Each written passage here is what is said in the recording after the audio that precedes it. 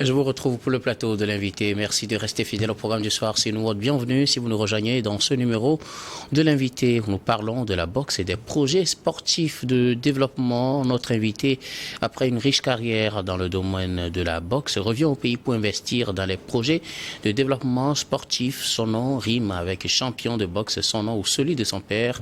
Nous avons affaire à Kojo Daniel Balogo, ex-capitaine de l'équipe nationale de boxe du Togo, et c'est champion du monde de IBF, éducateur sportif. Bonsoir Daniel et bienvenue. Bonsoir, merci à vous.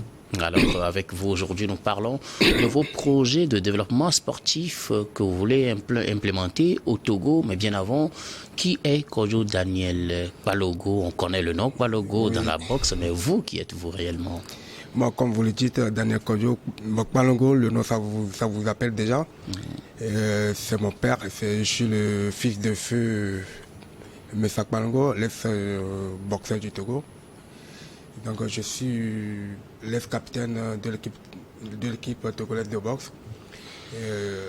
Après avoir fait ma carrière en Europe, en France plus particulièrement, j'ai décroché 3 titres majeurs de la boxe, IBF international, WBF, et avant ça j'étais champion d'Afrique en 2009. Alors, aujourd'hui, vous avez fait le choix de revenir au Togo, investir dans les projets sportifs de développement. Oui, bien sûr, parce que j'ai vu que la boxe, j'entraîne les boxeurs là-bas. Je suis devenu un éducateur sportif, entraîneur, avec mon diplôme. Mais ce que je donne beaucoup de choses, je donne beaucoup en France, mais mon pays, au Togo, il n'y a pas de suivi, il n'y a pas... C'est au point mort, voilà, c'est ce qui m'a poussé de revenir, donner un peu quelques coups de pouce aux amateurs de boxe. Alors, la boxe au Togo, quel regard portez-vous sur cela? Est-ce que ça marche, selon vous? Franchement, parler la boxe au Togo, mais ça ne marche pas. Est-ce que ça existe d'ailleurs? À l'international, je veux dire. Est-ce qu'on sait qu'il y a quand même de la boxe au Togo? Bien sûr, parce que la dernière fois, il y avait le QTO, la dernière fois, TQO au Dakar, où le Togo a participé avec 3 ou 4 boxeurs, je pense. Puis, malheureusement, qui ne sont pas qualifiés pour les JO. Pour les JO. Donc, ça existe à l'international. Maintenant, bon, au niveau national, pour qu'ils puissent arriver au bon niveau international, il faut la base, quoi. C'est la raison pour laquelle j'ai décidé de venir au Togo, voir ce que je peux faire pour la boxe, en fait. Alors, qu'est-ce que vous voulez réellement faire au Togo? Vous dites que vous voulez investir dans des projets de développement sportif, plus précisément dans le domaine de la boxe. Ça consistera en quoi? Et déjà, j'étais là déjà. Là-bas, je suis en vacances pour 3 semaines. J'ai pris une semaine de mes vacances pour s'occuper de la boxe entière. Ce qui veut dire que du 8 au 13 janvier dernier, j'avais formé les entraîneurs du Togo et du Bénin, environ 23 personnes. Je ne suis pas formateur, mais je suis entraîneur. J'ai juste partagé vos expériences. Voilà, mon expérience avec eux. Donc, j'ai fait une petite mise à jour. Ils sont tous ravis. Et là, et pour développer la boxe au Togo, il faut avoir beaucoup de... Mon projet, c'est de créer une académie de la boxe. En commençant par la base, par la boxe éducative, qu'on peut pratiquer à partir de 6 ans dans les écoles, que tout le monde peut pratiquer, quoi, pour donner encore le plaisir, bien l'envie à la population de pratiquer la boxe. Cette boxe éducative, vous dites que vous voulez implanter dans les établissements scolaires, comment ça va se faire? La boxe éducative, c'est comme du sport qu'on pratique en fait.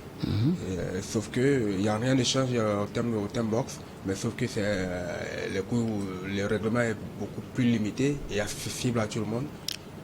C'est-à-dire? C'est-à-dire qu'il n'y a pas de coup porté.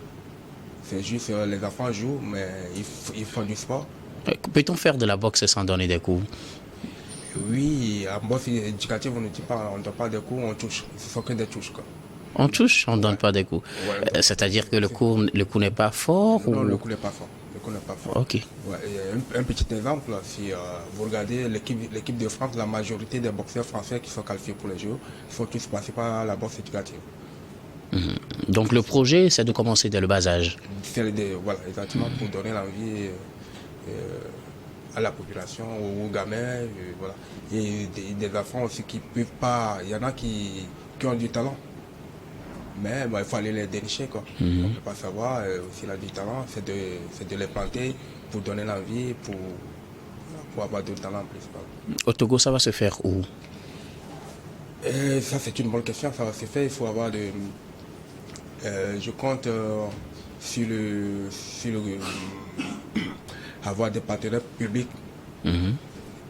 publics et privés pour pouvoir arriver à développer ça. Donc bon, j'avais déjà rencontré Madame la ministre il y a 2 ans quand j'étais là. Donc je suis en train d'élaborer les projets pour la présenter et voir comment ça va se passer. Mais avant que ça commence, j'envisage de le faire en été, ce qui veut dire en vacances, de faire des caravanes de sport. Ok.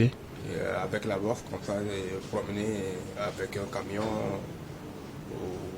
avec les rings gonflables, avec des gants, des matériels et aller de ville en ville, dans toute la région pour je sais que dans au fond du Togo, les gens ne connaissent pas ça.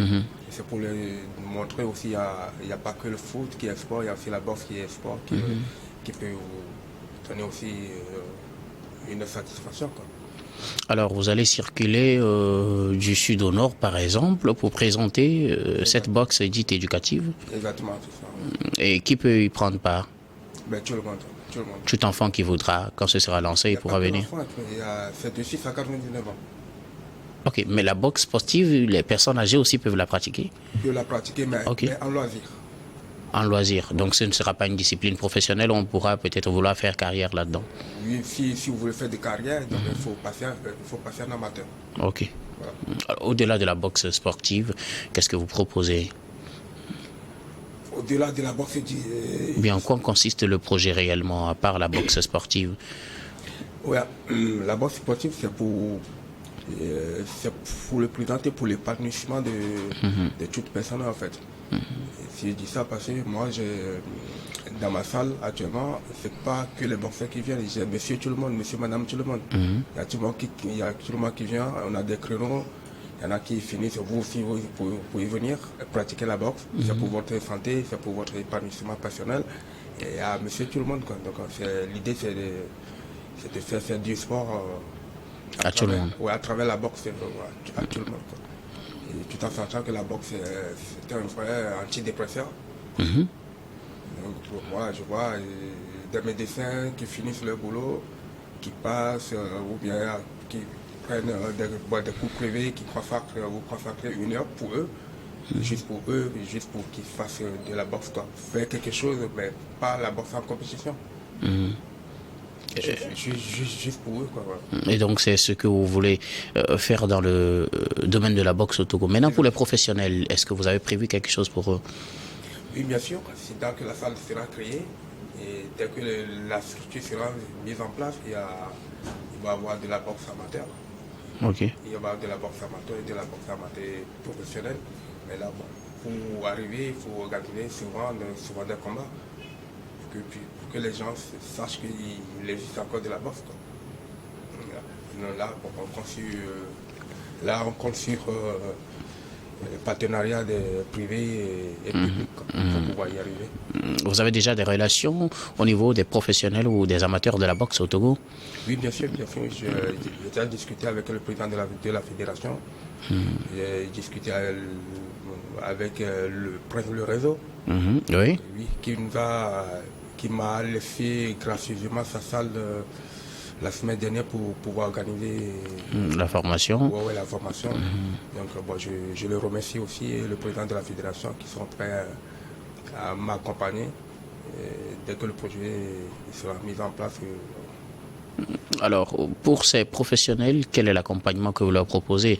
Vous dites que vous êtes entraîneur, juste les encadrer, vous allez les inscrire à des compétitions, vous allez les aider à trouver d'autres créneaux qui pourraient les porter au toit du monde comme vous l'avez été, ou comment ça va se faire? Exactement ça, parce qu'il faut les trouver, quand ils sont des professionnels, il faut les trouver des combats, il faut les entraîner, et il faut un suivi total, quoi. Il faut un suivi total de leur carrière, où il est devenu leur père, leur manager, un suivi médical, un suivi professionnel. Voilà. Et comme nous aussi, ici la boxe, il n'y a pas trop de... Quand on parle de la boxe, en même temps, les gens pensent de l'argent. Donc avant de gagner de l'argent, il faut faire des sacrifices. Il faut aller à l'entraînement. Et la condition de vie au Togo fait qu'il y a des boxeurs, mais il fallait qu'il aille conduire des émigrants avant de venir à l'entraînement. Moi, l'idée, s'il y a des professionnalismes, c'est de trouver des partenaires.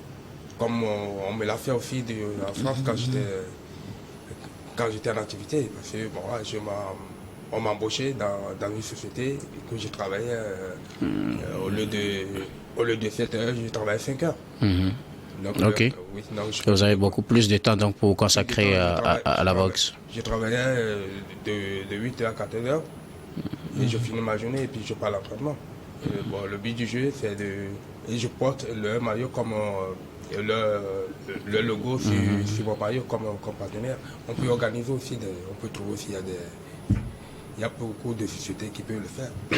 Chez un boxeur professionnel, en contrepartie, vous faites de la pub et puis va vous libérer et organiser son temps qu'ils puissent aller s'entraîner. Je crois que s'ils arrivent à gagner au moins quelque chose par mois, ils auront le courage et la force pour aller s'entraîner tous les jours. Au-delà de ça, vous avez déjà des partenaires pour accompagner ceux qui sont déjà sur le terrain? Et malheureusement, on n'en a pas encore, mais nous sommes à la recherche. Vous voulez rendre le sport ou bien la boxe plus accessible aux Togolais? Pensez-vous que nos conceptions culturelles soient prêtes à accepter cela? Parce qu'on pense qu'un boxeur, généralement, le peint un homme agressif. Si vous... Non, je peux dire que les boxeurs sont les plus durs au monde. Les plus durs? Ouais, les plus durs. Comment ça s'explique? Parce que la boxe, ça apprend beaucoup de choses. Hein. La boxe, ça te calme, ça t'apprend à garder la patience. On a beaucoup plus patient. Quoi. Du coup, bon, c'est à nous aussi qui a la structure, c'est de montrer voilà pourquoi je veux passer par la boxe éducative. Plus on joue avec, plus je crois que ça va faire venir beaucoup de monde à leur montrer, de montrer que c'est pas un sport violent. C'est pas un sport violent, donc c'est... Quelle est l'utilité de la boxe pour un citoyen lambda qui voudrait bien s'intéresser à cela, même s'il ne veut pas en faire une profession? Quelle sera l'utilité pour lui de venir faire de la boxe? Il y a beaucoup de vertus. Il y a beaucoup de vertus, parce que de vertus plutôt. Comme je venais de le dire, la boxe, ça te prend à calmer, à garder ta patience et à ton épanouissement personnel, à ta santé d'abord. Limite les risques cardio. Il y a beaucoup. C'est pour la santé, l'épanouissement, c'est personnel plus souvent. Quoi. Et l'antidépresseur, voilà. Un antidépresseur. Un bon antidépresseur. Bon, si vous êtes fâché ou vous déprimez ou vous venez là, ça vous défoncez sur, excusez-moi, mais défoncez sur un sac, bah, vous sentez bien après. Quoi. Moi, je peux vous raconter une histoire. Si on a le temps, oui, allez-y. J'avais un monsieur qui était, après avoir divorcé, il est tombé dans l'alcoolisme, il boit, et puis il a entendu parler, c'est son ami qui l'a amené. Et puis depuis qu'il a commencé, il a fait 6 mois avec moi. Un jour, je suis venu à la salle, il m'a dit, coach, merci. Je dis, mais pourquoi? Il dit, vous m'avez sauvé. Et comment? Et depuis qu'il a commencé avec moi, il ne boit plus d'alcool, il rentre à la maison.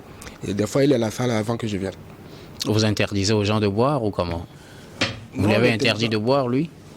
On ne l'interdit pas de boire, mais du moment qu'il se sent bien, parce qu'il était déprimé après d'avoir divorcé.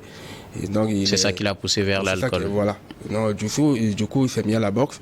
Il n'a plus le temps de boire. Il a trouvé son épanouissement personnel et puis voilà, il a arrêté de boire. Un avenir pour la boxe au Togo, vous pensez?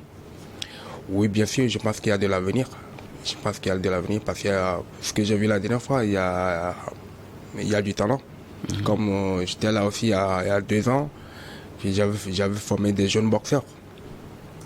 J'avais formé des jeunes boxeurs pour 3 jours. Mais cette année, je suis revenu plutôt former les entraîneurs, qu'eux puissent redonner aux boxeurs que de continuer à former les boxeurs. Alors, en résumé, que portez-vous, bien qu'apportez-vous au monde sportif togolais avec ce projet? Le monde sportif, ça va être plutôt un plus. Un plus que ce qu'il y a depuis longtemps. Ça va être un plus. On va entendre parler de la boxe aussi partout. Peut-être les Béninois veulent aussi nous copier. Même déjà, la dernière fois, ils étaient là, 6 personnes. Eux aussi veulent me faire l'appel pour que je vienne donner aussi des cours chez eux. Donc, du coup, je pense que si on le met ici, qu'on commence ici, ça peut évoluer dans les autres pays qui peuvent nous envier, bien sûr. Que faut-il faire pour que la boxe soit aussi aimée des Togolais comme les autres sports, comme le football, même si aujourd'hui ce n'est plus trop ça, c'est le football qui est en avant sur les autres sports. Que faut-il faire aujourd'hui pour la boxe? Je crois que le problème, c'est le manque d'organisation. Parce que je crois que la boxe a été oubliée par certaines populations au Togo, par certaines personnes qui ne savent même plus qu'il y a de la boxe, qu'il y a ces disciplines. Parce qu'on n'organise plus. Maintenant, plus il y a de l'organisation, deux fois tous les 3 mois, je crois que ça fait venir le public, ça va faire venir beaucoup du monde qui vont savoir qu'il y a aussi de la boxe. Et puis voilà, et trouver et gagner encore des pratiquants, quoi. À quand le début du démarrage de ces projets? Vous aviez parlé de la bourse éducative, vous avez parlé d'été, les vacances. C'est ces vacances ou bien ce sera en quelle année? Oui, si le projet va bien comme on le souhaite, on peut commencer l'été prochain. On peut commencer cet été. Peut-être juillet? Peut-être juillet 2024. Oui, exactement. Mais c'est pas encore sûr. On va voir si vous savez très bien au Togo, avant de commencer quelque chose, on peut commencer, mais on finit 5 ans, 2 ans, 3 ans, 5 ans après, quoi. On voulait vous assurer que tu t'es mis en place. Exactement, pour ne pas avoir des surprises, quoi. Coach Daniel Palogo, nous arrivons presque à la fin de cet entretien. Que faut-il retenir de ce projet que vous apportez aux Togolais? Ce qu'il faut retenir, c'est qu'il faut dire que c'est une bonne chose. Que moi, ce sont des choses qui se pratiquent en France. Voilà, c'est pourquoi ne pas le mettre ici et faire la mise en place aussi, et pour trouver aussi, pour que le Togo aussi puisse se retrouver dans la liste des pays pratiquants de la boxe, quoi. Voilà. Vous aviez dit tout à l'heure que le Togo est connu à l'international dans la boxe. Oui, il est connu quand même qu'on atteigne un niveau. Oui, mais le niveau n'est pas. Voilà. Merci beaucoup. Je vous en prie. Vous êtes Daniel Kodjo Palogo, ex-capitaine de l'équipe nationale de boxe du Togo des années 90 à 2000. Vous êtes champion du monde IBF, éducateur sportif. Merci beaucoup d'avoir répondu à nos questions. Merci de m'avoir reçu. Et puis, je passe par votre antenne pour dire bonjour à tous ceux qui ne m'ont pas vu depuis des années, qui me verront à travers vos écrans. Merci à vous. Merci beaucoup. Également à vous, très chers téléspectateurs, de nous avoir suivis. C'est la fin de ce numéro de l'invité. Je vous retrouve tout de suite dans la suite du programme du soir. Et ce sera d'un regard croisé.